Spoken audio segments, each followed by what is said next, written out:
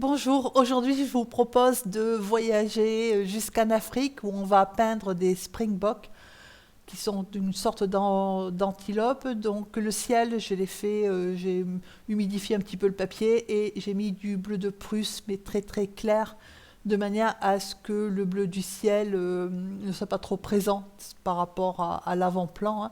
Donc voilà, j'ai mis un petit peu. Après, j'ai ajouté là un petit peu de violet très très pâle avec en ajoutant un tout petit peu d'alizarine et en diluant beaucoup. Et ensuite, j'ai fait au pinceau plat parce que ça me permettait d'avoir de peindre horizontalement. J'ai mis de l'ocre jaune, là aussi de façon très très pâle, sur les antilopes ou pas, aucun problème. Et ensuite, pour relier les deux, donc j'ai mis avec le pinceau rond, hein, et la tranche du pinceau rond, j'ai suggéré des arbustes. Voilà. Là, par contre, c'est la peinture à sec. Donc j'ai commencé, j'ai mis de l'ocre, après j'ai mis de l'ocre avec un petit peu de bleu, puis au mélange j'ai ajouté un petit peu de vert olive. Et là, l'espèce de marron qui n'est pas un marron, c'est de la terre de sienne brûlée. Voilà. Donc là, on passe en temps réel. Je vais vous montrer comment on fait les arbres, les acacias. Donc on le fait avec à sec, c'est-à-dire la peinture très diluée, le pinceau essoré, avec la tranche du pinceau, surtout pas la pointe. Et donc c'est de la peinture ocre. Donc si vous regardez, je tiens le pinceau légèrement incliné et je peins en fait avec la tranche. Et donc la forme de l'arbre, c'est une espèce de petit parapluie. Enfin voilà, parapluie plat. Et donc je fais des bouquets de feuilles. Donc je commence par faire donc de l'ocre. Alors je vous conseille d'en dessiner une partie parce que c'est plus facile en fait à poser, hein. Ils ont des formes assez caractéristiques comme arbre. Donc voilà. Ensuite j'y ajoute du vert. Donc alors c'est du vert olive mélangé à de l'ocre en dessous puisque le soleil vient d'en haut. Et donc j'ai ajouté le vert clair, enfin le vert pas, oui, le vert clair en dessous, de manière à laisser apparent le jaune. Donc là, il faut vraiment éviter de mouiller votre pinceau, hein, de rincer le pinceau entre les deux. D'ailleurs, moi, à un moment donné, si vous avez deux pinceaux, j'ai pris un pinceau pour le vert plus clair, enfin le vert que je suis en train de mettre là, et un pinceau pour le vert foncé.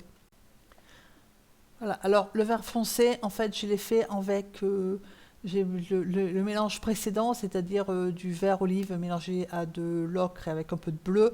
J'ai évidemment rajouté beaucoup plus de bleu et j'ai ensuite ajouté de la terre de sienne brûlée parce que sinon ça fait un vert qui est trop pétard en fait. Voilà.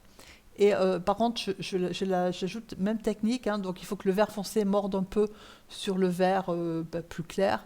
Et c'est toujours avec la tranche du pinceau. Voilà, tranquillement, on fait ces petites feuilles qui sont en dessous, donc qui sont très très à l'ombre. Voilà. Donc là, je vous l'ai mis en temps réel, hein, pour que vous voyez comment on fait l'acacia. Vous pouvez le faire avec une éponge. Ça marche très bien aussi. Alors moi, je préfère le pinceau parce que le pinceau, on peut mieux diriger. Je trouve que c'est plus facile avec le pinceau à faire à partir du moment où on fait avec la peinture qui est bien, qui est sèche, hein, c'est-à-dire qu'il y a peu d'eau. Euh, Parce que vous pouvez mieux diriger et mieux contrôler qu'avec l'éponge. Ensuite, moi j'ai pris un rigger, mais vous pouvez prendre un pinceau numéro 2 ou 4. Enfin, moi là c'est du 2. Et donc j'ai fait un marron très foncé, c'est-à-dire que c'est exactement le même mélange en vert que le vert foncé, sauf qu'on ajoute plus de terre de sienne. Du coup, au lieu de passer vers le vert, ça passe vers le marron très très foncé. Et donc on fait le tronc de l'acacia. Donc là c'est pareil avec de la peinture qui est relativement peu diluée, de manière à pouvoir faire un peu ce côté un peu tortueux du tronc d'acacia. Donc ensuite, il faut relier tous les petits bouquets là, avec des petites branches. Voilà. Alors le tronc, je l'ai fait en deux fois. Donc là, c'est de manière à évoquer, puisque quand on regarde la photo, hein, on voit bien qu'en fait, c'est limite deux ou trois troncs qui se sont enchevêtrés les uns dans les autres. Ou alors c'est un gros qui s'est fendu, je ne sais pas. Mais voilà, pour suggérer ça, je l'ai fait ensuite, je l'ai fait en deux fois. C'est-à-dire que là, on voit bien que le tronc qui est peint déjà est trop fin par rapport à la masse de l'arbre.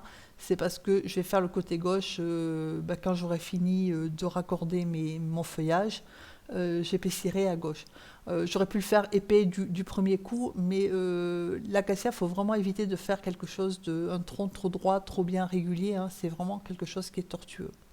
Voilà, donc pendant que je finis les branches, j'en profite pour vous dire, moi j'ai ajouté par rapport à la photo les montagnes qu'on a à l'arrière-plan, puisque c'est un arrière-plan plutôt de plaine.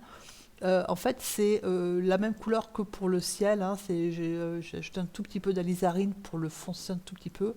Et je les peins, voilà, comme ça, random, hein, c'est des montagnes qui n'existent pas, de manière à avoir un arrière-plan derrière qui soit simple, mais qui occupe quand même son espace. Voilà. Donc c'est juste du bleu avec un tout petit peu du bleu de Prusse avec un tout petit peu d'alizarine pour couper un peu le bleu que j'ai superposé au ciel de façon très très diluée par contre.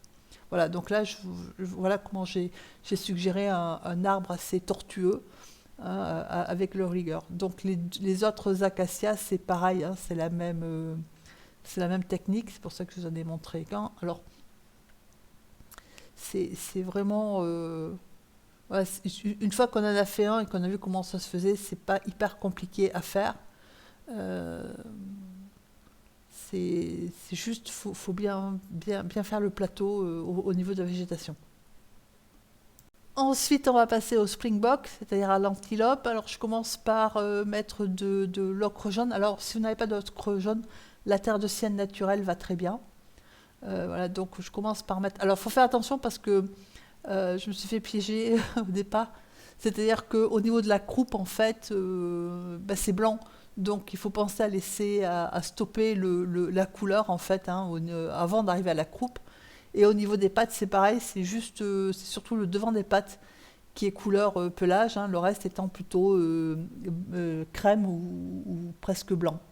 Et avec l'ombre, ça paraît plutôt bleu. Et ensuite, tant que c'est humide, on ajoute de la terre de sienne brûlée. Voilà, donc de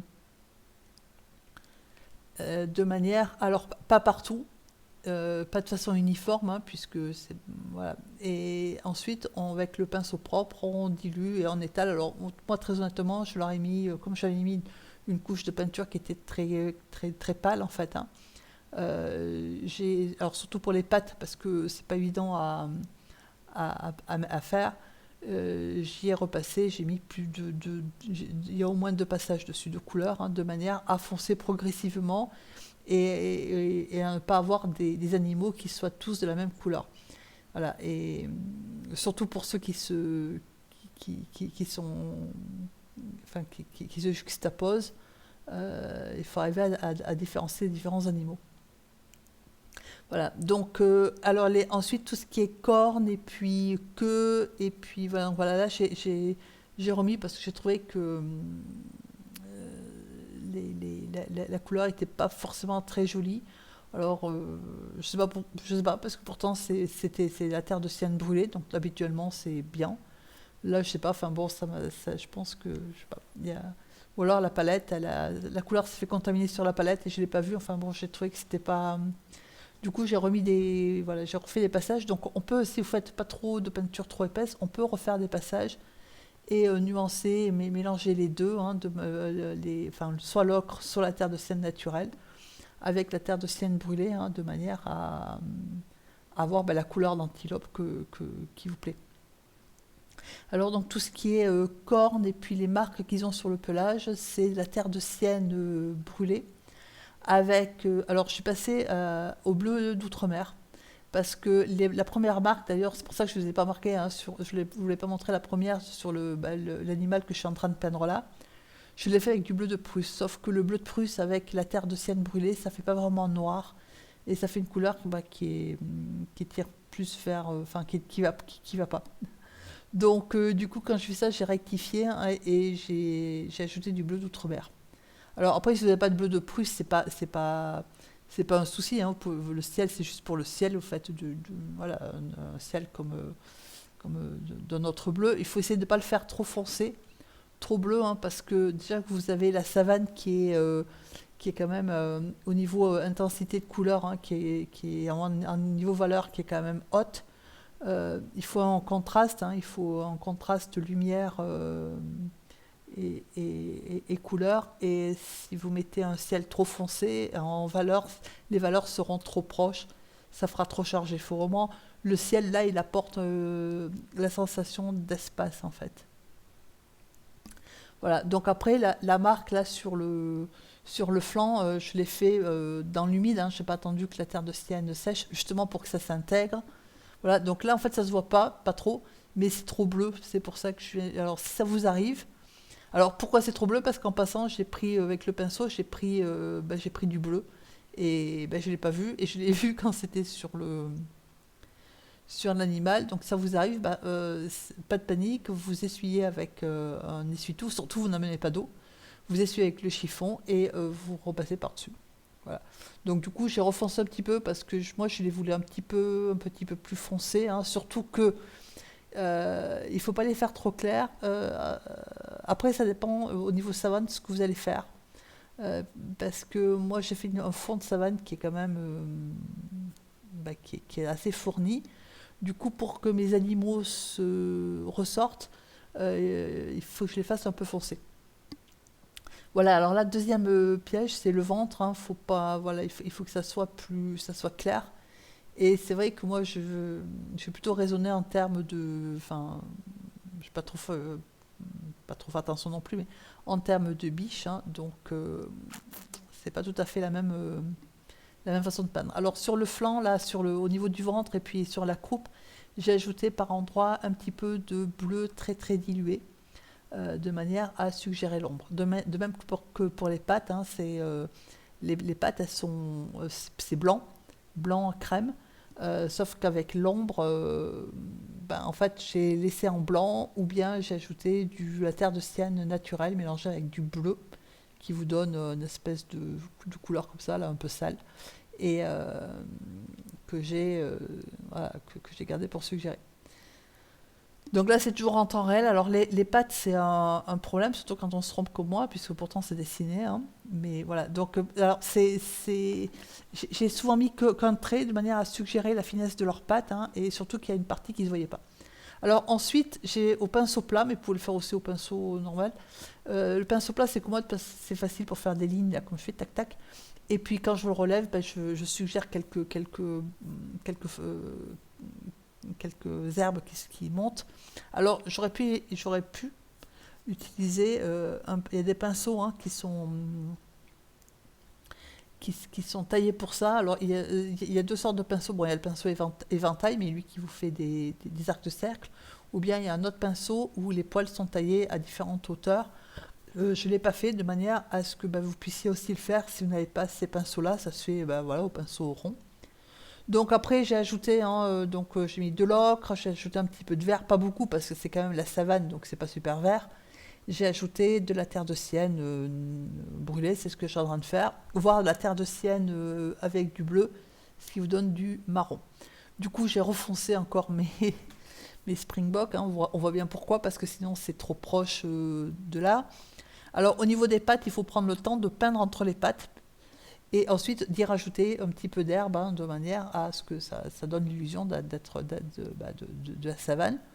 Les yeux, je les ai faits avec un pinceau fin, alors donc du 1 ou du 2, comme au pire vous faites au feutre. Le museau, donc c'est la même couleur que les cornes, voilà, de manière à pouvoir faire les yeux des animaux. Et alors ensuite là, c'est pour suggérer, il y a des endroits dans la savane où il n'y a pas d'herbe en fait. Donc là, vous humidifiez, attention, humidifiez, pas mouiller énormément, humidifiez la partie où vous voulez faire votre savane pelée. Et ensuite, une fois que c'est humidifié, voilà, donc vous humidifiez bien, ça fait des espèces de bandes. Hein, voilà. Une fois que vous prenez un chiffon et vous faites un coup net de chiffon, alors latéralement ou de manière à créer votre bande en fait. Hein. Voilà, donc là on mouille de manière à suggérer, il ne faut pas que ça soit juste là où il n'y a pas les animaux, donc il faut suggérer quelque chose qui soit continu, donc on mouille et on donne un petit coup de chiffon. Et ensuite, on intègre éventuellement en faisant quelques petits brins d'herbe sur les bords. Voilà, donc cette vidéo est quasiment terminée. Je vous remercie de l'avoir suivie. Merci de partager et de liker si vous avez aimé. Je vous souhaite une excellente journée et je vous dis à très bientôt.